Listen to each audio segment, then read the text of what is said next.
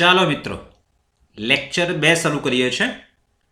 આગળના લેક્ચરમાં વર્તુળ વિશે સ્પષ્ટતા કરી, વર્તુળની વ્યાખ્યા આપી, વર્તુળનું પ્રમાણિત સમીકરણ મેળવ્યું અને વર્તુળના કેટલાક દાખલા પણ ગણ્યા.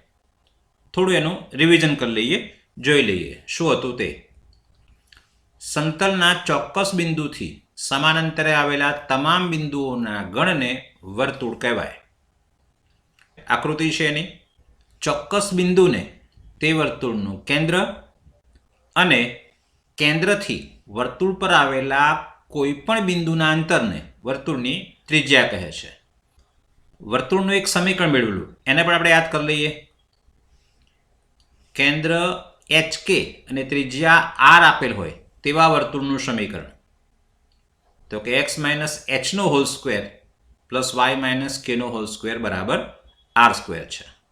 ચલો હવે વર્તુળના બાકીના દાખલા, જે સ્વાધ્યાય અધૂરું રહ્યું હતું આપણું 11.1, એ શરૂ કરીએ છીએ. જો હવે આગળના લેક્ચરમાં સ્વાધ્યાય 11.11ના 9 દાખલા સુધી પૂરું કર્યું. હવે શરૂ કરીએ છીએ આપણે દાખલા 10 થી. 10, 11, 12, 13, 14 અને 15 થી લઈએ છીએ. ચલો જોઈએ છે.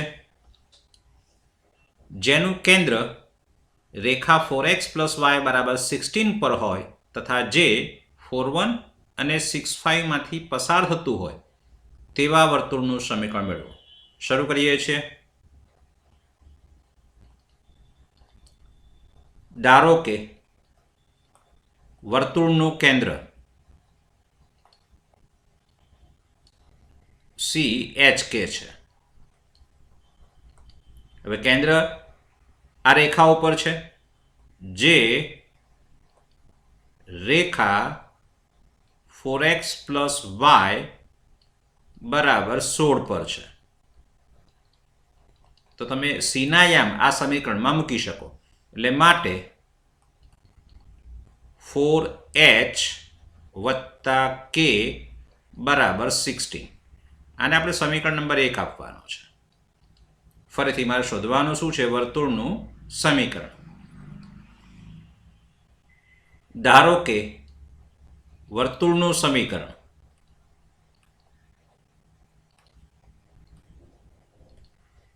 x - h નો whole square plus y - k નો હોલ સ્ક્વેર બરાબર r સ્ક્વેર.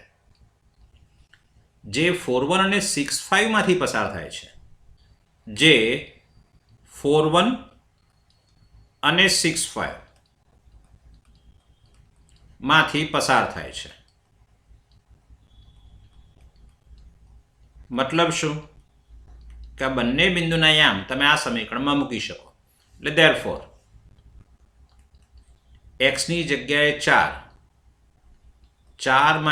- h નો હોલ સ્ક્વેર વત્તા y ની જગ્યાએ 1 - k નો હોલ સ્ક્વેર બરાબર r સ્ક્વેર. અને સમીકરણ નંબર 3 આપવાનું છે. અને રીતે 6,5 મૂકીએ આપણે. x ની જગ્યાએ 6 - h નો હોલ સ્ક્વેર પ્લસ y ની જગ્યાએ 5 - k નો હોલ સ્ક્વેર બરાબર r સ્ક્વેર. અને સમીકરણ નંબર 3 આપવાનો છે. આ સમીકરણ નંબર 2 આપવાનો છે. ચલો હવે 2 અને 3 ને સરખાવવાના છે આપણે. સમીકરણ નંબર 2 અને 3 સરખાવતા 2 અને 3 પરથી એટલે r સ્ક્વેર સરખાવી દઈએ. 6 - h નો હોલ સ્ક્વેર પ્લસ 5 - k નો હોલ સ્ક્વેર બરાબર 4 - h નો હોલ સ્ક્વેર. h છે અહીંયા વત્તા 1 - k નો હોલ સ્ક્વેર. ચાલો વિસ્તરણ કરીએ છીએ આપણે. તો 36 - 12h વત્તા h સ્ક્વેર. પછી આનું વિસ્તરણ 5 - k ના હોલ સ્ક્વેરનું. તો 25 - 10k વત્તા k square is equal to, ચલો આનું વિસ્તરણ 4 નો વર્ગ 16, મધ્યમ પદમાં 4 દુ 8 દુ h એટલે 8h વત્તા h નો square plus 1 minus 2k plus k square. ચલો ધેરફોર h દૂર થશે, બંને બાજુથી જોઈ શકાય છે, અને k સ્ક્વેર પણ દૂર થશે. ચલો હવે -12h અને -8h ભેગા કરીએ છીએ, એટલે -12h પ્લસ 8h, માઇનસનો પ્લસ કરીએ છીએ એટલે આ બે લખી નાખ્યા છે મેં. હવે k વાળા પદો -10k અને પ્લસ 2k. ચલો 36 અને 25 એટલે +36 +25 -16 -1 -1 બરાબર 0. બધું જ જમણે બાજુ લઈ લીધું છે, એટલે ધેરફોર મને મળશે -12h + 8h એટલે -4h, -10k + 2 એટલે -8k, 36માંથી 16 જાય એટલે 20, અને 25માંથી 1 જાય એટલે 24, એટલે 44 +44 બરાબર 0. -4 વડે ભાગું છું છોકરાઓ, તો h વત્તા 2k -11 બરાબર 0. અને આપણે સમીકરણ નંબર 4 આપીએ છીએ, અને હવે 1 અને 4 ઉકેલશો એટલે તમને hk મળશે, અને hk ની કિંમત 2 અથવા 3માંથી કોઈ પણ એકમાં મૂકશો એટલે r મળશે. ચલો h ના છેદમાં બરાબર -k ના છેદમાં અને બરાબર 1 ના છેદમાં. યાદ છે ને આપણને? ચલો h ના છેદમાં લખવા માટે h ના પદો દૂર કરવાના, એટલે 1 અને સહગુણક લેવાના. 1 ગુણ્યા -11 એટલે -11 ઓછા, હા આ જે 16 છે એને ડાયવર લાવવાના છે. ચલો 16 ને મેં ડાયવર લઈ લીધા છે. હવે ઓછા, ફરીથી જરા h વાળા પદો દૂર કરો. -11 -16 દુ 32 એટલે -32 એટલે +32 આવશે અહીંયા, +32. ચલો હવે -k ના છેદમાં k વાળા પદો દૂર કરવાના, એટલે 11 ચોક 44 પણ -44 ઓછા -16 ગુણ્યા 1, h નો સહગુણક 1 છે એટલે +16 લખીશું. અચળ પદમાં અચળ પદ દૂર કરવાના, 4 દુ 8 -1 1 1. ચલો ધેરફોર h ના છેદમાં 21 બરાબર -k ના છેદમાં -44 + 16 એટલે -28 બરાબર 1/7. ચલો ધેરફોર h બરાબર 21 ને અહીંયા લઈ લઈએ, 21/7 અને -- પ્લસ થશે એટલે k બરાબર 28/7, એટલે માટે h બરાબર 7 × 21 અને k બરાબર 7 × 28. ચલો હવે hk ને આપણે સમીકરણ નંબર 2 માં મૂકીએ છીએ. સમીકરણ 2 એટલે જો આ રીતે છે, 4 - h નો હોલ સ્ક્વેર વત્તા 1 - k નો હોલ સ્ક્વેર બરાબર r સ્ક્વેર. તમે h અને k મૂકશો એટલે તમને r મળી જશે, ત્રિજ્યા મળી જશે. ચલો hk ને હવે સમીકરણ 2 માં મૂકતા સમીકરણ 2 પરથી 4 - h એટલે 3 એનો વર્ગ છે, પ્લસ 1 - k એટલે 4 એનો વર્ગ છે બરાબર r સ્ક્વેર. અને ધેરફોર 4 - 3 એટલે 1 નો વર્ગ 1 - 4 -3 નો વર્ગ 9 બરાબર r સ્ક્વેર, એટલે માટે r સ્ક્વેર બરાબર 10. ચલો હવે માગેલ વર્તુળનું સમીકરણ. માગેલ વર્તુળનું સમીકરણ આપણે ધારેલું જ છે કે x - h નો whole square plus y - k નો હોલ સ્ક્વેર બરાબર r સ્ક્વેર. એટલે x - h એટલે 3 નો વર્ગ બરાબર, h બરાબર 3 ને k બરાબર 4 છે, વત્તા y - 4 નો વર્ગ અને r સ્ક્વેર બરાબર આપ્યા છે આપણને 10 એટલે માટે હવે આનું વિસ્તરણ, આ પણ જવાબ છે, આનું વિસ્તરણ કરી નાખીએ તો એ પણ જવાબ છે, બંનેમાંથી કોઈ પણ ચાલે. એટલે x square minus 6x plus 9 plus y square minus 8y વત્તા 16 બરાબર 10. એટલે કે એક્સ સ્ક્વેર વત્તા y square minus 6x minus 8y અને 16 ને 9 25, એમાંથી 10 બાદ કરો એટલે 15 બરાબર 0, જે માગેલ વર્તુળનું સમીકરણ છે. ચલો આગળનો દાખલો, દાખલો 11, જે તમારે જાતે ગણવાનો છે. સેમ દાખલો છે આગળનો, જેનું કેન્દ્ર આ રેખા પર હોય અને જે આ બંને બિંદુમાંથી પસાર થતું હોય તેવા વર્તુળનું સમીકરણ શોધો. મેં ગણ્યો છે એ રીતે જ ગણવાનો છે, બીજી કોઈ બુકનો સહારો લેવાનો નથી. બરાબર છે? ઓકે, ચલો આગળનો દાખલો. એક્ઝામ્પલ નંબર 12 જુઓ. જેનું કેન્દ્ર એક્સ અક્ષ પર હોય અને જે 2, 3માંથી પસાર થતું હોય અને જેની ત્રિજ્યા 5 હોય તેવા વર્તુળનું સમીકરણ મેળવો. ચલો શરૂ કરીએ છીએ. જો એ કેન્દ્ર એક્સ અક્ષ પર છે, અહીં વર્તુળનું કેન્દ્ર એક્સ અક્ષ પર છે, માટે કેન્દ્ર H0 મળે. બરાબર, વાય M0 મળે. ટૂંકમાં કેની જગ્યાએ 0 લીધો છે આપણી પાસે. ચલો હવે શું કીધું? જે 2, 3માંથી પસાર થતું હોય અને જેની ત્રિજ્યા 5 હોય, વળી r બરાબર ત્રિજ્યા, વળી ત્રિજ્યા r બરાબર 5 છે. કારણ કે જે 2, 3માંથી પસાર થતું હોય એના માટે તો વર્તુળનું સમીકરણ જોઈએ. એટલે પહેલા વર્તુળનું સમીકરણ લઈશું, પછી એમાં 2, 3 આપણે મૂકી દઈશું. શરૂ કરીએ છીએ.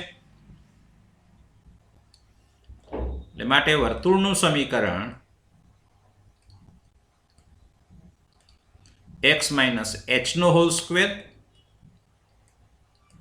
વત્તા y માઇનસ 0 નો હોલ સ્ક્વેર બરાબર 5 નો વર્ગ. ચલો એટલે કે ફરીથી લખીએ તો therefore x માઇનસ h નો whole square plus y square બરાબર 25. અને હું એક નંબર આપું છું, જે 2, 3માંથી પસાર થાય છે, જે 2, 3માંથી પસાર થાય છે. મતલબ શું છોકરાઓ? કે એક્સની જગ્યાએ તમે 2 મૂકી શકો અને વાયની જગ્યાએ 3 મૂકી શકો. એટલે therefore 2 માઇનસ h નો હોલ સ્ક્વેર 3 નો વર્ગ બરાબર 25.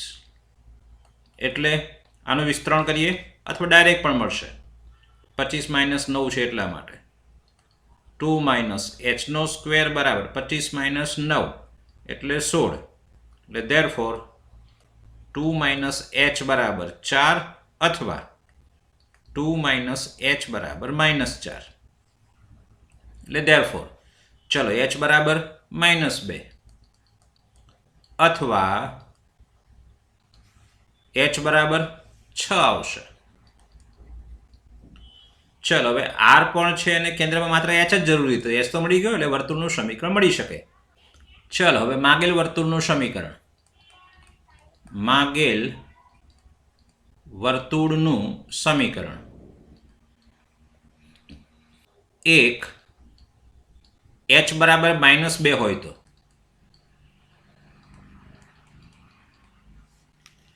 આ જે કહ્યું છે એ પ્રકારે આપણે કે x વત્તા 2 નો હોલ સ્ક્વેર પ્લસ y નો સ્ક્વેર બરાબર 25. આની અંદર મૂકવાનું સમીકરણ 1માં, 1 પરથી. ચલો આનું વિસ્તરણ કરી દેવાનું છે આપણે હવે. x સ્ક્વેર વત્તા 4x વત્તા 4 વત્તા y સ્ક્વેર બરાબર 25. એટલે કે x સ્ક્વેર વત્તા y સ્ક્વેર વત્તા 4x 25 આ બાજુ એટલે -21 બરાબર 0. ચલો 2 નંબર લઈએ છે. h બરાબર 6 હોય તો h ની જગ્યાએ 6 એક પરથી એટલે x માઇનસ 6 નો વર્ગ વત્તા y નો વર્ગ બરાબર 25 કારણ 1 પરથી અને હવે આને પૂરું તમારે કરવાનું 2 સ્ટેપ બાકી રાખ્યા છે. ચલો આગળનો દાખલો એક્ઝામ્પલ નંબર 13 જુઓ. ઉગમ બિંદુમાંથી પસાર થતા અને અક્ષો પર અંતઃખંડ A અને B બનાવતા વર્તુળનું સમીકરણ શોધો. જો મેં અહીંયા આકૃતિ બનાવી દીધી છે તો દાખલો હવે શરૂ કરીએ છીએ આપણે. વર્તુળ ઉગમ બિંદુમાંથી એટલે O00 માંથી પસાર થાય છે.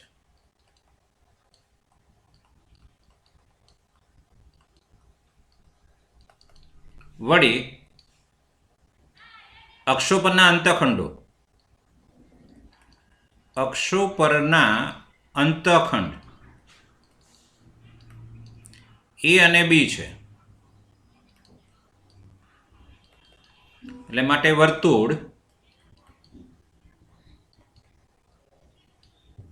A0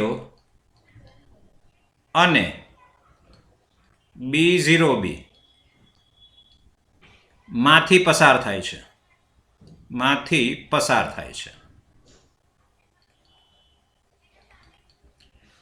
મહત્વનું આ છે કે આ ખૂણો આપણને ખબર છે કે કાટખૂણો છે. અહીં ખૂણો AOB કાટખૂણો છે.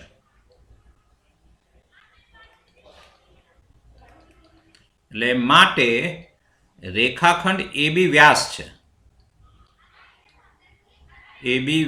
આવું ધોરણ 10 માં ભણી ગયા છે આપણે. વર્તુળમાં અંતર્ગત ખૂણો કાટખૂણો હોય તો એ રેખાખંડ AB વ્યાસ હોય, અથવા અર્ધવર્તુળમાં હંમેશા તમે અંતર્ગત ખૂણો બનાવો તો એ કાટખૂણો જ થાય. એટલે AB વ્યાસ છે માટે AB નું મધ્યબિંદુ શું થશે? કેન્દ્ર થશે. એટલે માટે રેખાખંડ AB નું મધ્યબિંદુ કેન્દ્ર C છે. એટલે માટે C ના યામ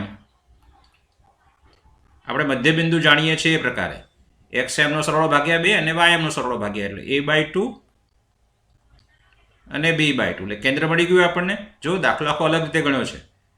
કેન્દ્ર કેવી રીતે શોધ્યું તે. અને હવે ત્રિજ્યા એટલે કેન્દ્રથી કોઈ પણ એક બિંદુનું અંતર O થી C નું અંતર, આ C બનાવ્યો મેં, O થી C નું અંતર અથવા O થી A નું અંતર અથવા O થી B નું અંતર. એટલે O થી C લઈ લઈએ ને આપણે. વળી ત્રિજ્યા બરાબર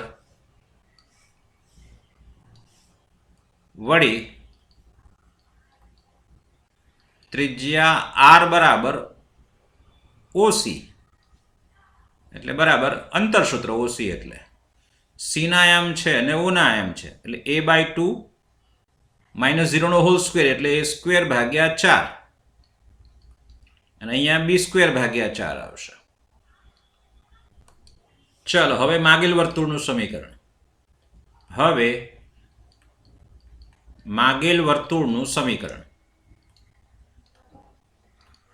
x - h નો whole square plus y - k નો હોલ સ્ક્વેર બરાબર r².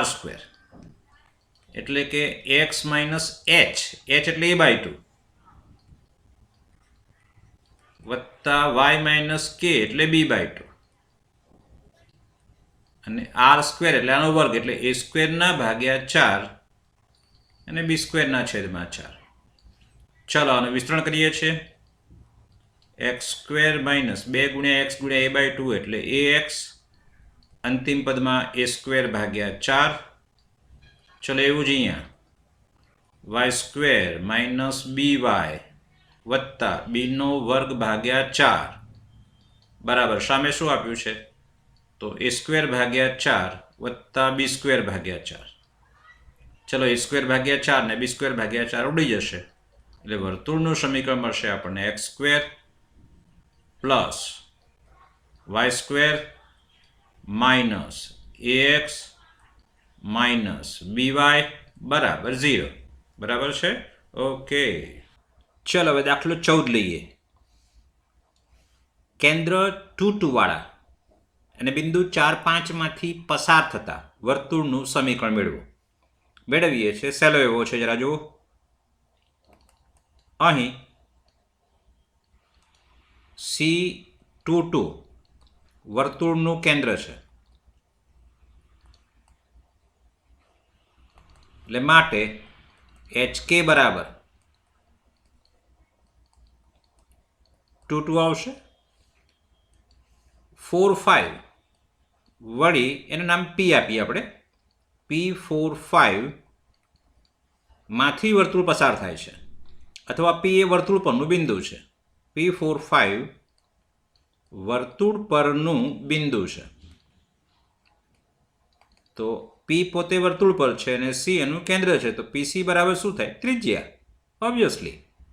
એટલે માટે R બરાબર CP, ત્રિજ્યા બરાબર CP, એટલે R નો સ્ક્વેર બરાબર CP સ્ક્વેર. એટલે CP નો સ્ક્વેર C છે અને P છે. 4 - 2, 2 નો વર્ગ 4, 5 - 2 એટલે 3, 3 નો વર્ગ 9, 9 4 13. ચલો હવે માગેલ વર્તુળનું સમીકરણ. માગેલ વર્તુળનું સમીકરણ. તમને એ ખ્યાલ હોવું જોઈએ કે વર્તુળના સમીકરણ માટે મને જરૂરી શું છે? કેન્દ્ર અને ત્રિજ્યા. આ ત્રિજ્યાનો વર્ગ છે. ચલો સમીકરણ આપણને ખબર છે એ પ્રકારે: x - h whole square y - k hall square બરાબર r સ્ક્વેર. એટલે કે x - h એટલે 2 વત્તા y - k એટલે પણ 2 છે, અને r સ્ક્વેર બરાબર 13 છે. ચલો વિસ્તરણ કરી દઈએ. x square -4x plus 4 plus y square -4y plus 4 બરાબર 13. અને therefore x square plus y square -4x -4y 4 ને 4 8 -13 એટલે -5 બરાબર 0. માગેલ વર્તુળનું સમીકરણ છે. સહેલું છે. ચલો આગળનો દાખલો, એક્ઝામ્પલ નંબર 15 જુઓ. આ બિંદુ એ વર્તુળની અંદર, બહાર કે ઉપર છે તે નક્કી કરો. એક બિંદુ આપ્યું છે, એ વર્તુળની અંદર, બહાર કે ઉપર છે તે નક્કી કરવાનું. તો હવે એના માટે પહેલાં એક થોડુંક સમજી લઈએ આપણે. સમજવાનું આ છે, જુઓ આકૃતિ બનાવું છું તમારી સામે હું. અહીંયા મેં કેન્દ્ર લીધું છે અને બિંદુ P લીધું છે. આ જે શરૂઆત છે પહેલો વિકલ્પ, એમાં બિંદુ બહાર લીધું છે, P બહાર છે. બીજા વિકલ્પમાં P વર્તુળની ઉપર છે, વર્તુળનું બિંદુ છે અથવા વર્તુળ પર છે. અને ત્રીજા વિકલ્પમાં જોઈ શકાય છે કે P વર્તુળની અંદર છે. તો અહીંયા એક વસ્તુ બહુ સ્પષ્ટ છે, ઉડીને આંખે વળગે એવું છે. જરા જુઓ શું? તો C થી P નું અંતર પહેલા વિકલ્પમાં બિંદુ P બહાર હોય તો C થી P નું અંતર કેવું છે? ત્રિજ્યાથી વધારે. હા કે ના? ત્રિજ્યાથી મોટું છે, દેખાય સ્પષ્ટ છે. P વર્તુળની ઉપર હોય તો C થી P નું અંતર કેવું થશે? ત્રિજ્યાના બરાબર. દેખાય છે, CP એ જ ત્રિજ્યા છે. અને જો P બિંદુ વર્તુળની અંદર હશે તો CP નું માપ C થી P વચ્ચેનું અંતર કેટલું હશે? ત્રિજ્યાથી ઓછું હશે ને, દેખાય છે સ્પષ્ટ. એટલે તો C અને P વચ્ચેનું અંતર ત્રિજ્યાથી ઓછું છે. એટલે આપણને કહ્યું છે કે અંદર છે, બહાર છે કે ઉપર છે, તો પછી આ ટેસ્ટ કરવાનો થાય આપણે. શું? ત્રિજ્યા શોધવાની થાય અને CP શોધવાનો થાય. C અને P વચ્ચેનું અંતર અને ત્રિજ્યા શોધો. જો CP વચ્ચેનું અંતર, C અને P વચ્ચેનું અંતર R થી મોટું તો બિંદુ બહાર છે. જો બિંદુ C અને P વચ્ચેનું અંતર R જેટલું હોય તો બિંદુ ક્યાં છે? વર્તુળની ઉપર છે. અને જો C અને P વચ્ચેનું અંતર ત્રિજ્યાથી ઓછું છે તો બિંદુ P ક્યાં હશે? વર્તુળની અંદર છે. ખ્યાલ આવી ગયો તમને આમાં? ચલો શરૂ કરીએ છીએ. તો સહેલો એવો દાખલો છે. આપણે શું કહ્યું પહેલા? કે ત્રિજ્યા અને સી અને પી વચ્ચેનું અંતર શોધવાનું છે. તો સી એટલે કેન્દ્ર છે અને આર એટલે ત્રિજ્યા. તો પહેલાં સી અને આર લખીએ. અહીં x² પ્લસ y² બરાબર 25નું કેન્દ્ર સી 0 0 છે. જોવો જરા x² વત્તા y² છે એટલે x માઇનસ 0નો સ્ક્વેર y માઇનસ 0નો સ્ક્વેર એટલે કેન્દ્ર 0 0 છે. અને ત્રિજ્યા r બરાબર r² 25 છે તો r બરાબર કેટલો છે 5. ચલો હવે જે બિંદુ આપ્યું છે નામ P આપી દેવાનું. P માઇનસ 2.5 3.5 લેતા ચલો શોધીએ છીએ સી અને પી વચ્ચેનું અંતર. એ મહત્વનું છે. અહીં સીપી બરાબર એટલે અંતર સૂત્ર લાગશે આપણું. સી આ છે ને પી આ છે એટલે સીપી શોધવો સરળ છે. -2.5 ઓછા 0 એટલે -2.5 એનો વર્ગ લેવાનો છે એટલે 25નો વર્ગ 625 ને 2 પોઈન્ટ કપાશે એટલે 6.25. ચલો વત્તા 3.5નો વર્ગ 3.5નો વર્ગ એટલે 3 ચોક 12 અને 0.25 2 પોઈન્ટ કાપવાના છે આપણે. ચલો આ બેનો સરવાળો 12 ને 6 18 25 વત્તા 25 એટલે 50 એટલે 0.5 લખો તો પણ ચાલે 18.5. ચલો અહીં સ્પષ્ટ છે કે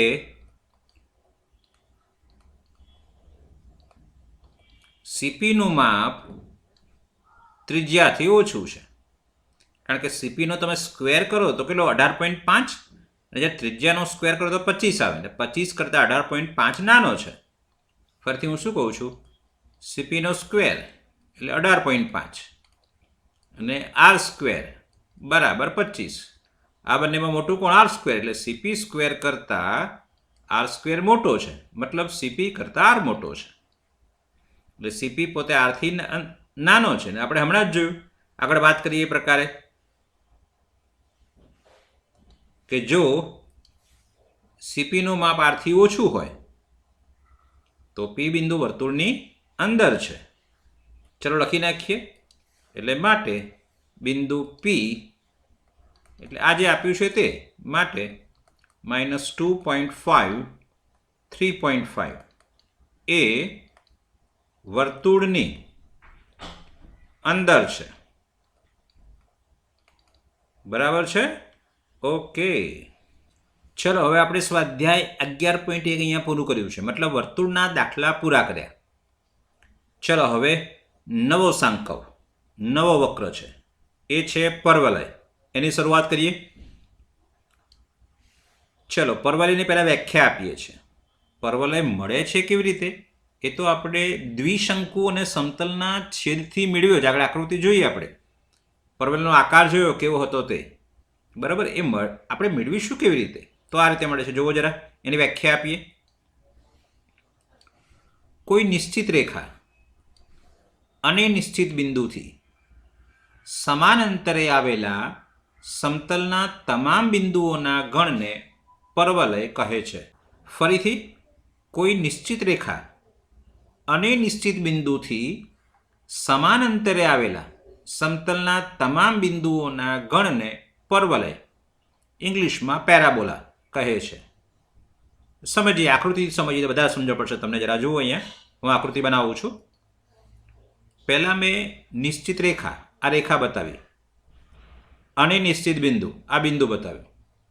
હવે બંનેથી સમાન અંતરે બિંદુ ક્યાં આવશે? એક તો અહીંયા રેખાથી અને બિંદુથી સમાન અંતરે હોય એવા બિંદુ લેવાના છે. આ સમતલ આ આખું સમતલ છે બ્લુ કલરનું. એની અંદર તમારે એવા બિંદુ લેવાના છે કે જે રેખાથી અને બિંદુથી સમાન અંતરે હોય. અહીંયા બતાવી શકાય કે ભાઈ અહીંયા છે આપણી પાસે આ બિંદુ ટપકું કર્યું મેં એ રેખાથી અંતર અને બિંદુથી અંતર સમાન છે. કદાચ એવું પણ કહી શકાય કે અહીંયા એક બિંદુ લઈએ તો આ અંતરના આ અંતર સમાન છે. કદાચ આમ પણ કહી શકાય કે આ બિંદુ છે એટલે આ અંતરના આ અંતર સરખું છે.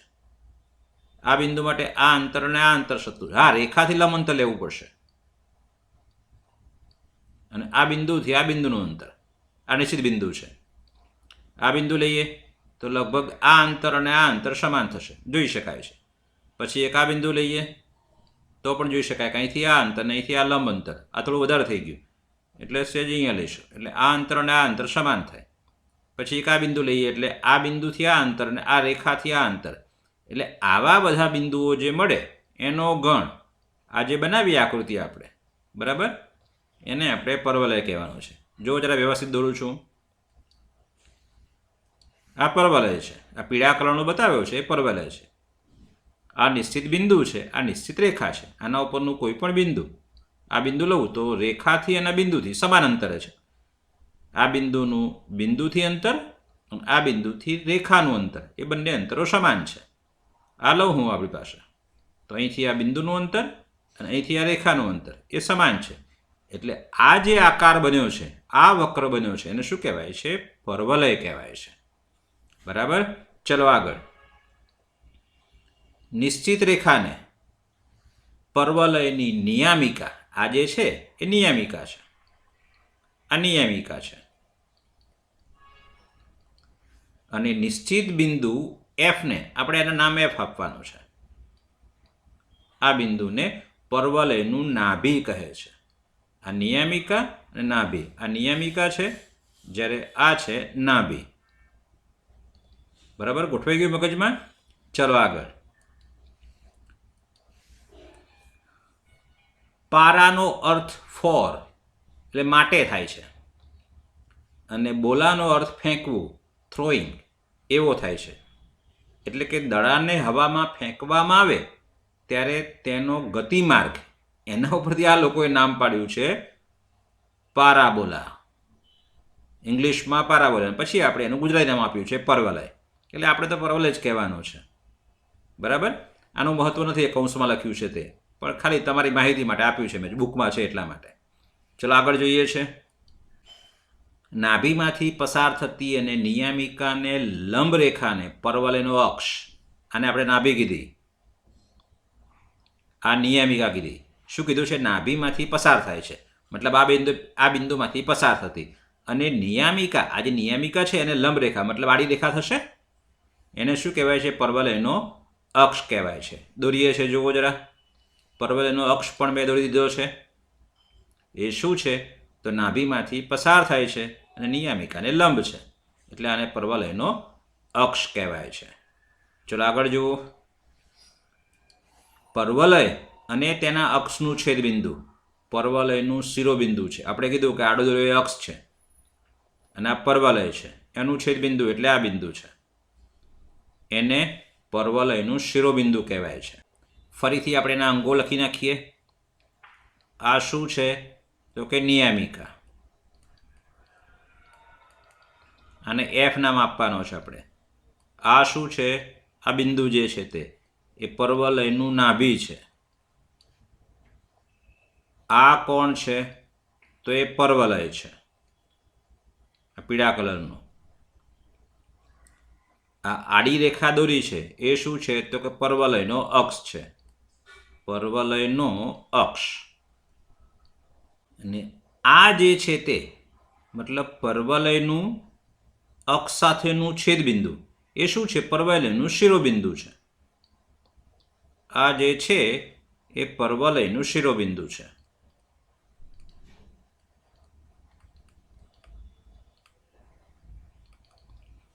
બરાબર છે. ચલો હવે પરવલયનું સમીકરણ મેળવવાનું છે આપણે. આ પીળા કલરનું પરવલય છે, એનું સમીકરણ શું છે એ મેળવવાનું છે. પણ આપણે એની આખી થિયરી સમજતા નથી, સીધું એનું સમીકરણ સમજી લઈએ છીએ, મતલબ સમીકરણ એનું લખી દઈએ છીએ, સ્વીકાર લઈએ છીએ. ચલો શરૂ કરીએ. પરવલયનું પ્રમાણિત સમીકરણ. હવે પરવલયનું પ્રમાણિત સમીકરણ એની સ્થિતિ પ્રમાણે અલગ અલગ રચાય છે. પરવલયની આવી 4 શક્ય સ્થાન આકૃતિઓ છે. શક્ય સ્થાન મતલબ એના 4 સ્થાન શક્ય છે. હવે સ્થાન નક્કી કરવા માટે તમારી પાસે એક્સ અક્ષ અને વાય અક્ષ હોવો જોઈએ. તો પહેલાં એક્સ અક્ષ નક્કી કરીએ છીએ. જુઓ જરા. એક્સ અક્ષ એટલે જે આપણો અક્ષ છે, પરવલયનો અક્ષ છે, એને જ આપણે એક્સ અક્ષ કહી દઈએ છીએ ત્યારે હાલ પૂરતો. એટલે આ પોતે એક્સ અક્ષ છે, આ લાઈન બનાવી તે. અને વાય અક્ષને હું પર્વલયના શિરોબિંદુમાંથી પસાર કરું છું ઊભો, એને વાય અક્ષ નક્કી કરું છું. જોવો જરા, એટલે આ એક્સ અક્ષ અને આ વાય અક્ષ છે. અને હવે આની 4 સ્થાન આકૃતિઓ બનાવીએ છીએ. કેવી રીતે? એક તો આ પોતે જ એક્સ અક્ષની ધન દિશા તરફનો પર્વલય બનાવ્યો છે. બીજો જો એક્સ અક્ષની ઋણ દિશા તરફ મેં પર્વલય બનાવ્યો છે. આ બાજુ એક્સ અક્ષ છે, તેની ઋણ દિશા આ બાજુ. ત્રીજો પર્વલય આ રીતે બનશે, વાય અક્ષની ધન દિશા તરફનો.